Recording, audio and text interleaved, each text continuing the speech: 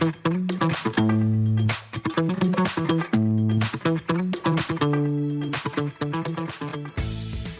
everyone, and welcome to the Real Science Exchange Dairy Producer Edition. Here we dive into the Real Producer Exchange webinars, sharing what's working and what's not on real dairy farms across the globe. Hi, I'm Scott Sorrell, one of your hosts here tonight. Tonight, I'm joined by my partner in crime, Walt Cooley from Progressive Dairy Magazine. Welcome, Walt.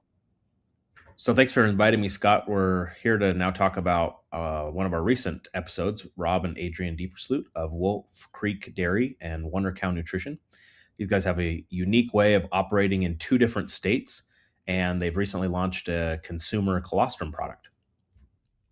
You're right, Walt. This webinar was packed with insights. For our listeners, remember you can watch the full session at balchem.com/realscience or agproud.com/realproducers. Let's kick things off by hearing a bit of background from Rob and Adrian. Both of our grandparents immigrated from the Netherlands in the 50s and 60s, and then came here to the U.S. and worked on dairy farms. Got sponsored into the dairy industry. One side did. The other side, our mom's side, was in the industry already. But yeah, Adrian, if you want to give a little quick background. Yeah, so our families all immigrated, like Rob said, from Holland. So we're very familiar with the immigrant journey and sympathize with that. And it was quite a cool generation of people that did that. And they immigrated into California. I think they had a pit stop in Michigan first on my dad's side, but ended up in Southern California. And my mom's side of the family, they had an operation down there. They immigrated into Poway and had an operation down there where they processed milk and had dairy farms and such. And my dad's side of the family started with a sponsorship up in the Central Valley in California. And from there, that's how my dad was brought into the business, and that's how we're in the business. It's a pretty cool family lifestyle business. I love how the families are involved, and we've seen that generationally, and it's really cool. So, and just a quick timeline. So our dad got into the industry like early 80s in like Dinuba, Central California. And then we moved up to Madera and built a dairy there in 97, and then expanded second operation in 2004. And then in 2017, we expanded into Colorado, and that's when Adrian moved to Colorado, and we built our dairy farm there called Wolf Creek, and our feedlot operation in Eastern Colorado there 2017. Fast forward, WonderCow was started. That's our Colostrum CPG company, and that was started in April of 2023, so not too long ago. Scott, these brothers really dove into their farm operation, and they shared a lot of farm stats and specifically how communication is the key to moving the needle on their farm. So I think it'd be important for listeners to listen in on what they had to say on these topics. So we have 2 dairy farms in California. They're connected on contiguous ground, milking approximately 12,000 cows there. We consider ourselves a high input operation, pushing for efficiency, pushing for milk, prioritizing herd health through great reproduction. And it's similar in Colorado. I would say our model has always been more of a high input model.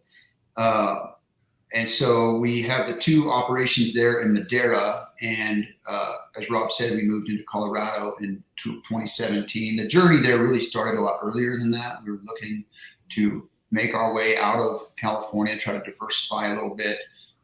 We were really looking hard in South Dakota for a while.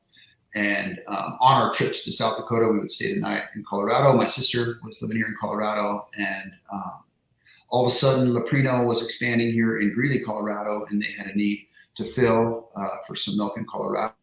And so that opportunity presented itself, and we applied for it, and they granted the production capacity that we would need. And we were off to the races in Colorado, and that's what led us to this dairy operation here in Colorado. So we tend to run higher component herds. We breed for that. Feed efficiency is usually mid 1.7s to 1.8 at times. It's been a lot of fun operating a new dairy in Colorado and simultaneously having a fantastic crew in California to carry on the operations there as I moved here, and Rob stepped up and managed the California operations. And just the journey has evolved now into the CPG company that we have with Rob kind of manning the helm there. And yeah, it's just been a lot of fun, the journey we've been on. So talk a little bit about both of you, if you would, how you make this work. So you got one of you in California, one of you in Colorado. You know, how often are you meeting? How are you coordinating? How do you communicate to make sure that you're working together and not running two separate dairies? Yeah, I would say the communication is essential. Rob and I are talking every day, sometimes multiple times a day, on all different aspects. We talk a lot about family things, but we're also touching base on all the business entities. We tend to each have our focus. I would say Rob is in California, so he makes the California operation more of his priority, and WonderCow, whereas I overlap on our California operation with our Colorado operation. But it's all out in front of us. I would say to manage a multi-state operation such as our own, and there's a lot of them out there, is the team is number one. So finding the right people, putting them in the right place, the right seat on the bus, so to speak, and really equipping each operation to really hum and setting a really high standard and a high bar for that, and then maintaining the momentum of that. I think setting a course and getting the momentum going. Once you have it going, the momentum is not that hard to maintain as long as you're on it. If you're not minding the details and you don't have the right people in place to maintain that, I think it can be exceptionally difficult. So I would say I would point to our team. We have a great leadership team, both in California and Colorado. I can expand on that a bit. We have kind of a core team that includes Rob and myself and 3 other individuals. One of them is a longtime manager of ours in California. His name is Len, and he has been just a rock in our business. He's been with us since he was 17 years old, and he's actually a partner in Colorado with that operation, but lives in California. He's our general manager there in California. So he's part of our core team of 5 individuals. And then we have a dairy manager in Colorado who oversees the feeding operation and the dairy there in Colorado, here in Colorado. His name is Larry, and he's just been a really aggressive and really high input manager, and he's been a crucial part of our team as well. And then we have a veterinarian who's part of our core staff as well, who we hired on about 10 years ago out in California, and he oversees a lot of our feed purchasing, feed acquisition, and a lot of our risk management. And that was some duties that I've kind of passed on to him, or Rob and I both have kind of passed on to him and trained him up in that. And I think that core group of 5 has been pretty crucial for us. We could talk more on how we do meetings and all that if you'd like, but when we get together, when we talk, we each have areas of focus on our day-to-day. But I think one of the important things in those meetings is that we leave those at the door. And when you step into these meetings, everybody's expected to think like an owner with the entirety of our business in focus. And so you have to leave your biases outside of the room, and it's no holds bar. We speak very blunt and very true to each other, knowing that nothing is personal. It's all about moving the ball forward. And it's very, very productive, very efficient meetings. Mm-hmm. I'll say, just to add to that too, it's very like relationship based.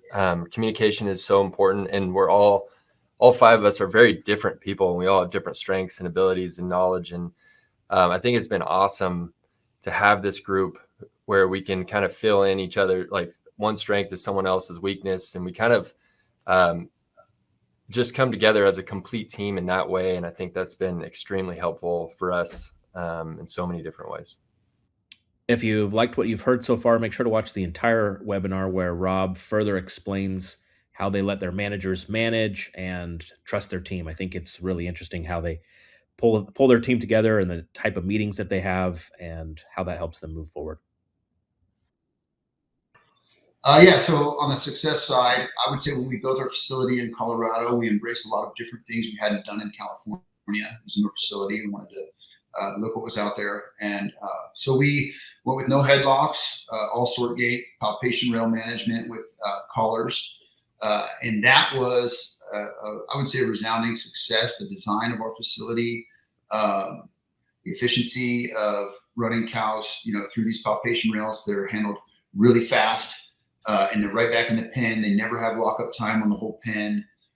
That's been pretty awesome, and we've taken that benefit now to California and incorporated on our parallel parlors there. It's a little bit unique of setup, and then carousel feeds consistently, whereas a parallel with there's 2 double 50s on the one operation that are pretty slugging animals in there. So that took some design, but it works really well. So no lockup time has been great. I think those have been some big successes that we've experienced. Our loafing barns, we use loafing barns in California as far as for calving, and they're very comfortable. We have methane digesters on both facilities in California or one of the facilities in California and our Colorado operation.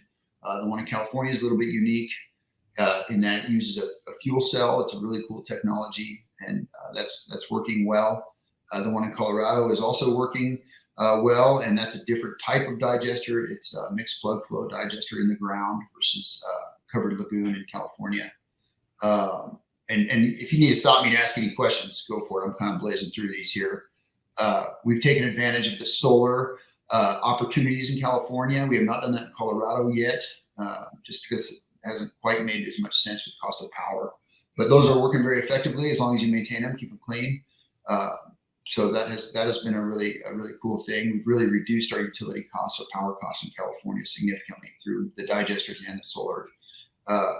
One of the big ones that we've been experiencing lately, as far as success, and a lot of other dairies around the country, are just genomic testing, which is tied to our Angus Cross program, really aggressively crossing Angus into our lower genomic animals. And those have, as everybody knows, really soared in value and really accelerated the genetic progress of our operations. So any questions on those there?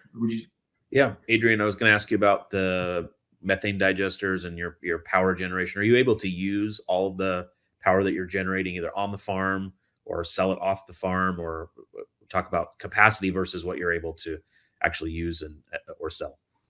Yeah, in California, we use the power generated. The fuel cell it's a non-combustion method of creating electricity, and it is very complex, and it is very expensive, and it generates straight electricity. Whereas in Colorado, we're generating natural gas. Essentially, we're scrubbing the gas, and it's getting injected into a natural gas pipeline. So our setup of our deals with these companies that have got involved are entirely different, because they're just, the digester structures are different. The products we're making are different. So we do utilize the power on site in California. We do not do that in Colorado because, like I said, that natural gas is going directly into an injection point on the natural gas pipeline. So we have agreements with the digester company that bring a lot of other benefits to our operation and manure management and things like that. But yeah. And then on the solar side, are you doing that both in California and Colorado? Did I hear that correctly? Or just one? We're not doing that in Colorado. We're only doing it in California. Okay. Cost of power was about half in Colorado. We couldn't make it work. And California was really pushing it on the incentives. And so we did go with it in California, and we are using all of that solar. Their net metering program helped a lot to spread that around and utilize that across the different wells and pumps and, dairy operations and such. I'm curious, talk a little bit about how you made that retrofit of the double parallel parlor work for sort gates. Like what's 2 or 3 key things that make that work when you're slugging cows in there? I would say the key was to get them all exiting on the same side of the barn so that all of the cows could go. Because when you have a parallel, a lot of times they exit on different sides of the barn. So the bridge we have, they all exit the same side of the barn and go out on the west side, so that every cow leaving hits that palpation and sort rail, because you lose efficiency if you have to build two of them, one on either side of the barn, right? And so we can have a crew of guys on the one side of the barn that is managing that. And we still have the headlocks, we just don't use them. In California and Colorado, I don't have headlocks at all. It's just an open bone. So there's a crossover at the front of the barn where the cows can on one side cross over to the other side. And that allows us to exit everything out of one side. But we are looking at our other facility. It's a little older, and we're not able to do that. So we're currently designing a system for that dairy that's going to be a little bit different. Cool. Thank you for that explanation. All right, let's go to your, we'll call it a failure, but a lesson learned. Talk a little bit about what lesson you've learned when it comes to trying to manage something on your farm. Yeah, I would say we just put technological challenges. I feel like we've had a few of those. The initial manure management system I had employed in our dairy in Colorado didn't work very well. Certain components of it worked well. Other components did not. And so that was a big challenge. We had planned on that, working to clean our manure, and it was a technology we weren't super familiar with.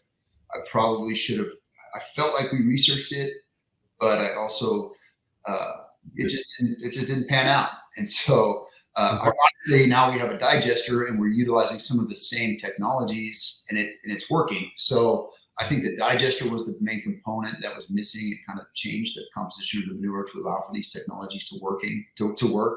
Excuse me. And so that was a big one out the gate in Colorado. We've had other technological challenges, but I wouldn't say they were challenges. I would say they were more like our collars. We started with one type of collar and they were working pretty good, but we wanted to take to the next level. So we got rid of all of those. We ran a trial with some cows with multiple collars on just to see differences, and then we switched to a different collar. And there's several other brands we have not tried, but we really like the one that we're working with.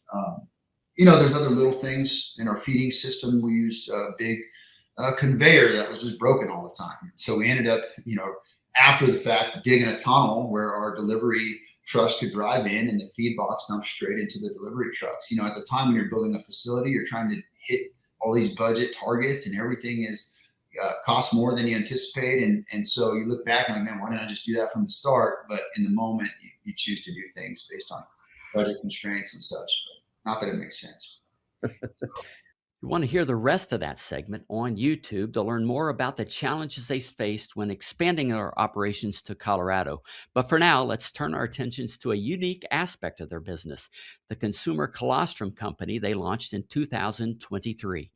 I guess jumping into the beginning of this. So back in college, I was a dairy science major at Cal Poly and did a research project. It was my senior project on colostrum and calves, where I took 300 calves from our operations and fed them 3 different types of colostrum: frozen, fresh, pasteurized, and then weighed them, monitored them, morbidity, mortality, weight, and followed them all the way up till milk production. And through that experience, I learned a ton about colostrum, the bioactive molecules, what it does to the calf, the impact that it has. Calves are born without an immune system, fully reliant on colostrum to establish their immune system, fortify their gut, and that first feeding impacts, their whole life, and even longevity and into the production of that animal, when she's milking. And then fast forward a couple of years after that, my wife and I had our first daughter, and she was dealing with a lot of, I think she had 5 ear infections her first year of life. And with every ear infection, the doctor prescribed antibiotics, which helped the infection, but ultimately destroyed her gut and compromised her immune system. And so we were just looking for something to just help her get her immune system and get back on track. And we came, across colostrum. So we gave it a shot, and it worked really well for her. And so we got our whole family on it. We started sharing it with family and friends. And then we decided hey, we need to share this with as much people as possible. So we ended up building a brand, and that's how WonderCow was born. So we started WonderCow, and I think we launched on Amazon. It was April of 2023. So we're about 2.5 years almost. Right now we're selling direct to consumer on Amazon, and we'll be launching in Sprouts here in October. Very good. I think it's important to kind of tie together the consumer packaged goods as well as what you're doing on your dairy operation. And I think, Rob, you said one of the most frequent questions you get is, are you stealing colostrum from calves to feed it to humans? Address that if you would. Yeah. So, and first of all, our dairy operations, we don't produce enough colostrum on our own operations to supply all of our needs with WonderCow. So we source it from other farms here in the U.S. And cows will produce more colostrum than a calf can consume. So we generally feed a gallon to each one of our calves, and they're Holstein calves. And a healthy Holstein cow will produce anywhere from 2 to 3 gallons on average. So we make sure on the WonderCow side, we have a calf first promise where we ensure that every farm that we're getting colostrum from is feeding their calf first. And then it's only the extra that they take and that we would use for WonderCow colostrum supplements. And then just to give everyone an idea of what it is. So right now it's a powdered supplement similar to like whey protein. If you look, the powder that we have, it's like, you probably can't see in this camera, but it's a gold powder. And the way, I guess, that we're different than most other colostrum brands on the market today, and there's a ton of them, but we use a whole colostrum powder. And most other companies will use skim, so they'll take the fat and the casein out and to make it more soluble, which makes it convenient for the consumer. But there's so much through our research, like there's so much benefit to the fat and the milk fat globular membranes, and for brain development in kids, but also that fat creates this protective layer around the bioactive molecules that allow them to get through your digestion and into your gut where they can maximize their benefit. This company is a really unique benefit to their farm and their family and consumers, Scott. I think it's interesting to hear. You want to hear the whole episode where they talk about how they launched this and what they're trying to do in promoting it to consumers. And really, they're out there helping promote the entire industry with their product as well. So you definitely want to visit this segment on YouTube as they dive deeper into the differences between the quality of WonderCow and the competitors that are out there that maybe aren't representing the dairy industry as well. As we close up here, I do want to let everyone know that we've started offering what we call the Back 30. It's a Q&A session for live attendees during these webinars. It's something you can only get if you attend during the live session. You want to hear the Back 30, you need to be there in person, and those behind the scenes conversations will not be available on the recordings posted to YouTube. So Yeah, great point, Walt. The Back 30 is certainly my favorite segment, and you'll not want to miss that. As a reminder, the next Real Producer Exchange is Tuesday, February 17th, 2026. We'll be featuring Skylar Gericke. Once again, Skylar's Real Producer Exchange is scheduled for February 17th. To register, just go to balchem.com/realscience or agproud.com/realproducer. Walt, want to thank you for joining me as always there in the co-pilot seat. It's always great to have you. And to our loyal listeners out there, thank you for coming along on this journey with us. I hope you learned something. I hope you had some fun. I hope to see you next time here at Real Science Exchange, where it's always happy hour and you're always among friends.